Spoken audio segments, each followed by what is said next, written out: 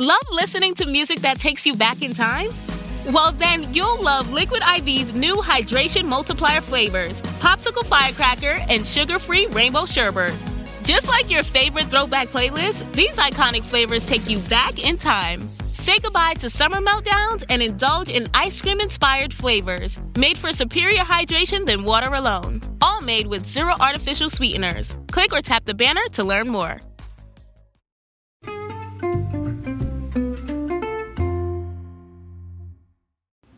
Hi, everybody, and welcome to the Dr. Psych Mom Show.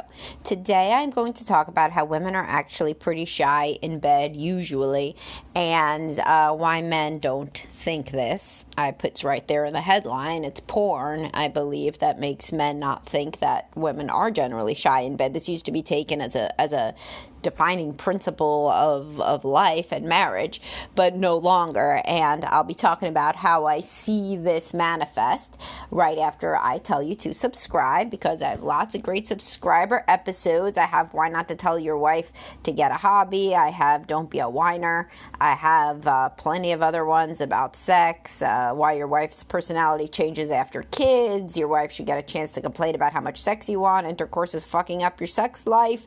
Don't lie about your sexual past. Unconditional love, the goal, and all these other ones. So definitely subscribe and also join my Facebook group. And also, if you ever need therapy, there's always a link to Best Life Behavioral Health, my group online practice, where we have clinicians in lots of different states, mostly here in the DMV, the DC, Maryland, Virginia area, but some other states as well. And I personally can do therapy in a lot of states via SIPACT, the reciprocity agreement. But anyhow, so moving on to the topic at hand.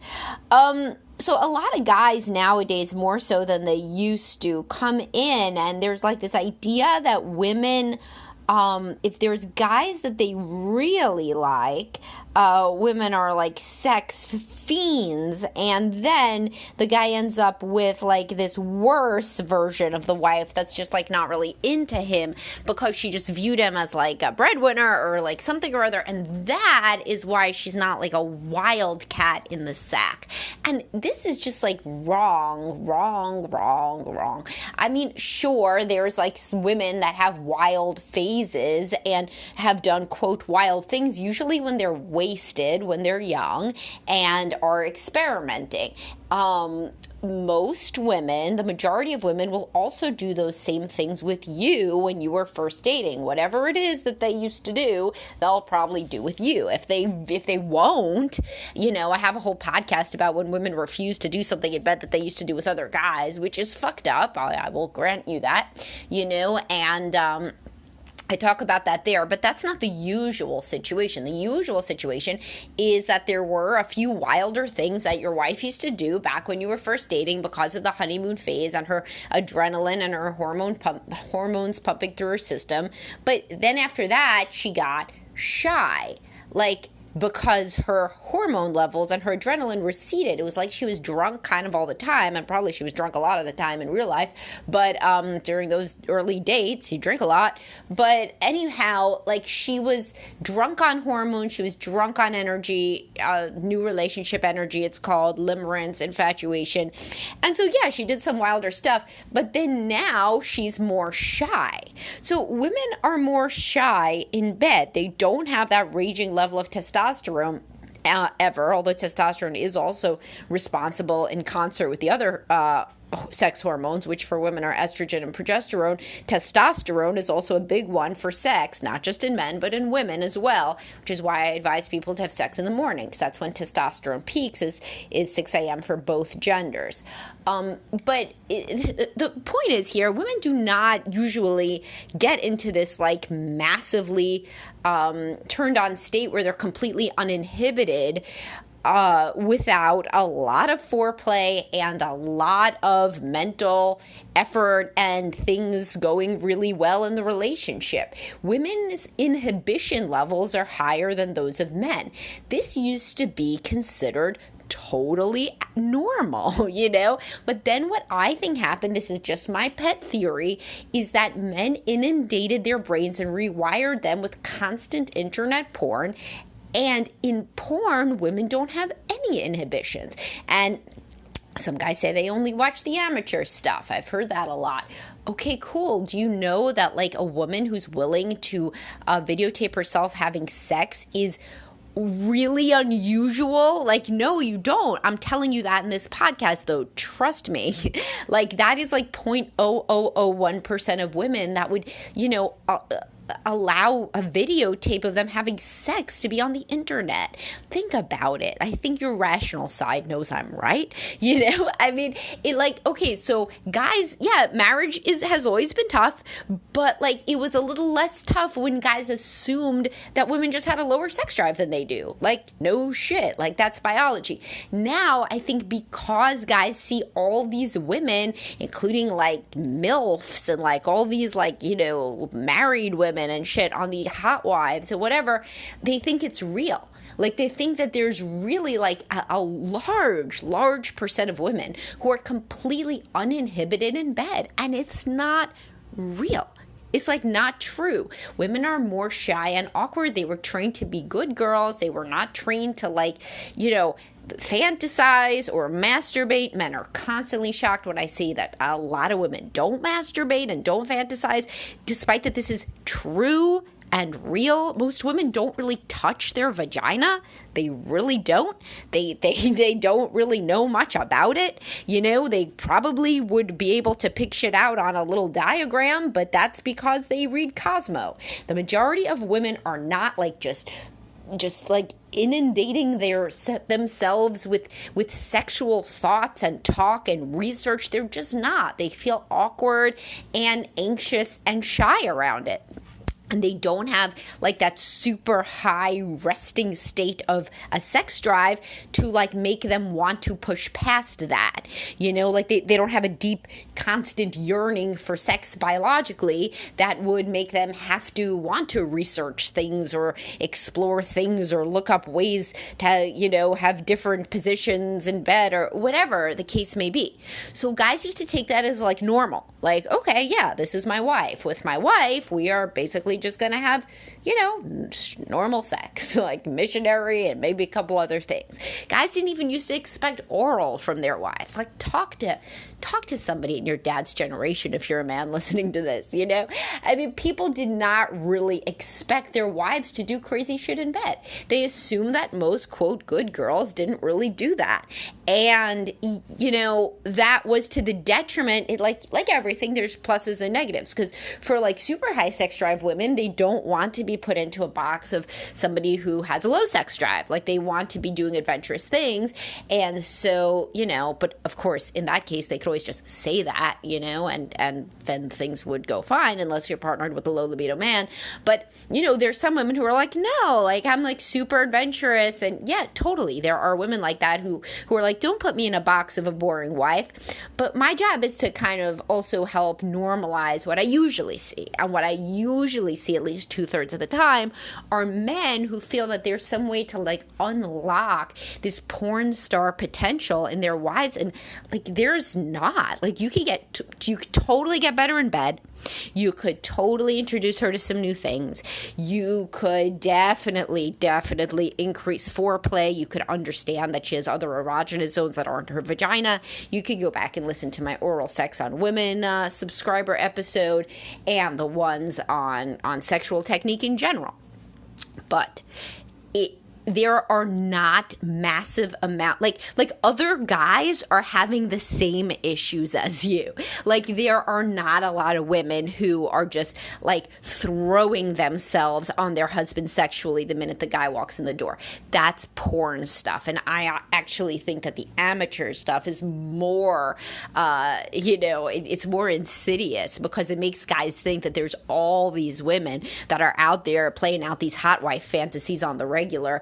There are certainly, I am the first to say women have a vast sexual potential, often unexplored and unknown, because they, as I've written and spoken about, have never had good sex, don't know how to ask for it, and the guy doesn't know what it is either.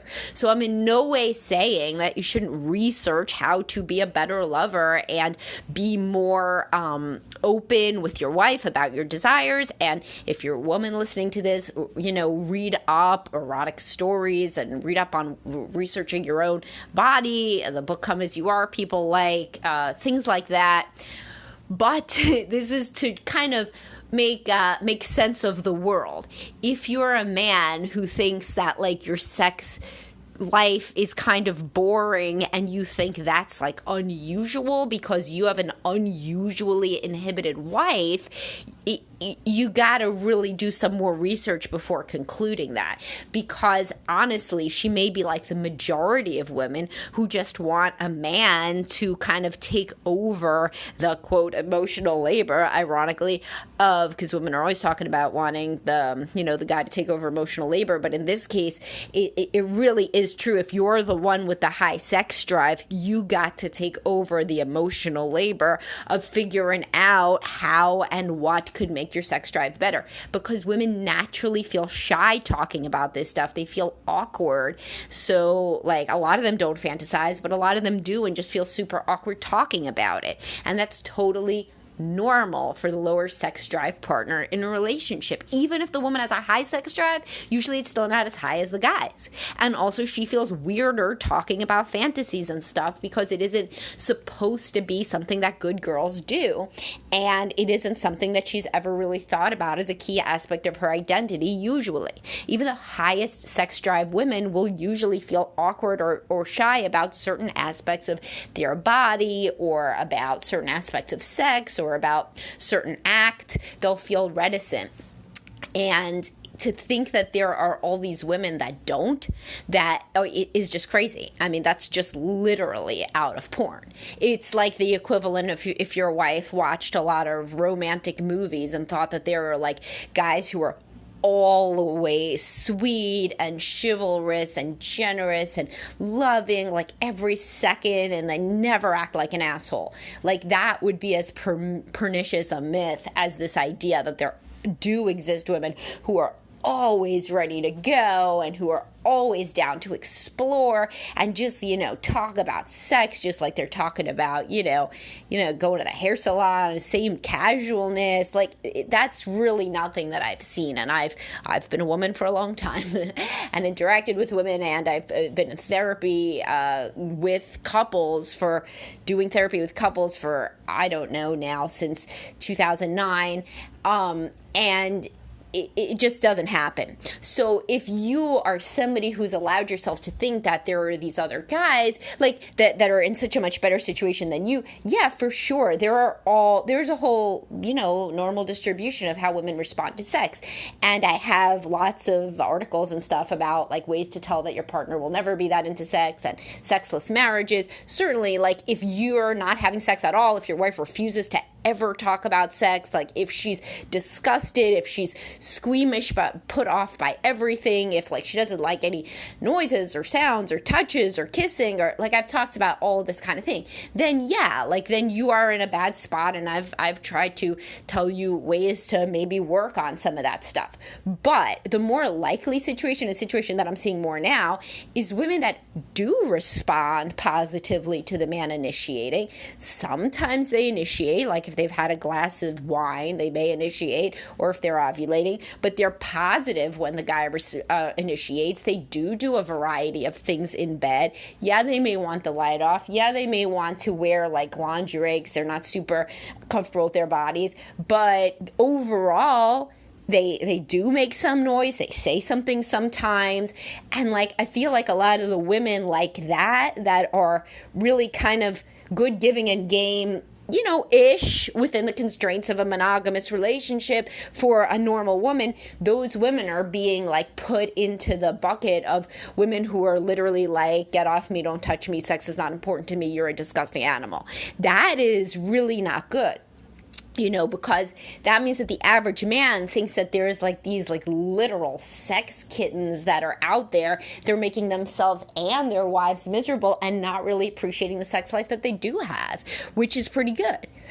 So if you are a guy, I think, that is listening to this and that has frequently thought that your sex life sucks, well, if you're having sex like at least like once a week and she is happy and she smiles, she doesn't think that there's a real problem, she has an orgasm, you feel like you can bring things up, at least half the time you might be able to, do something that is exciting to you, even if the other half the time it is the same old stuff, then like you're in like maybe a better situation than you think.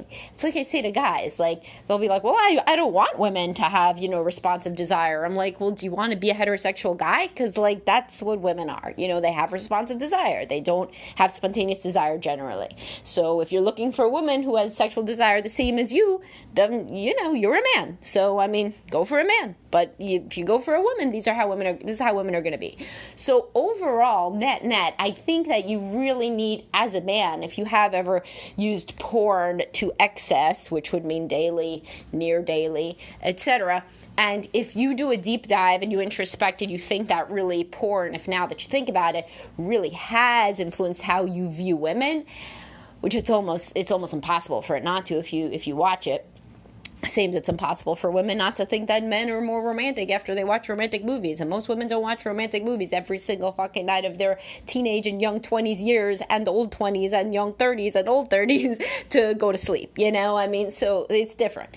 But anyhow, it would, if they did, then they would certainly think that Prince Charming is going to come sweep them off their feet, the same as you think that there's men that are in your workplace that in the middle of their Zoom calls are just fending off, like attack blowjobs by their wives who can barely control themselves. That shit isn't real. So, think deeply about how porn has influenced the way that you think about women's lack of inhibition.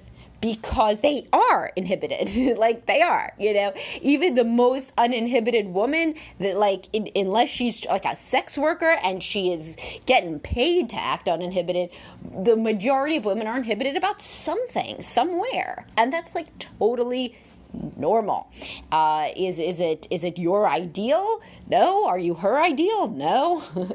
I'm sure you do a lot of annoying shit. So you try to take like a stand back a little bit and think, what really am I comparing my wife to, and is it fair? Am I comparing her to, a happy, loving woman who does, a lot of what I ask and has some hard stops, or am I comparing her to a literal porn star and or amateur porn hot wife, whatever the fuck, So think about it, and I leave you to that thought experiment. And really, every single man who has ever watched porn a lot should literally take a piece of paper and write out what are things that I learned from porn about women, and then you should go through them and be like, which of these are useful and good, and which of them are poisoning the way that I think about women and potentially destroying my marriage and or making it difficult for me to get into a relationship. All right, so that's useful intel, I believe, for you. And I will see everybody later. Please do subscribe if I am adding value to your life.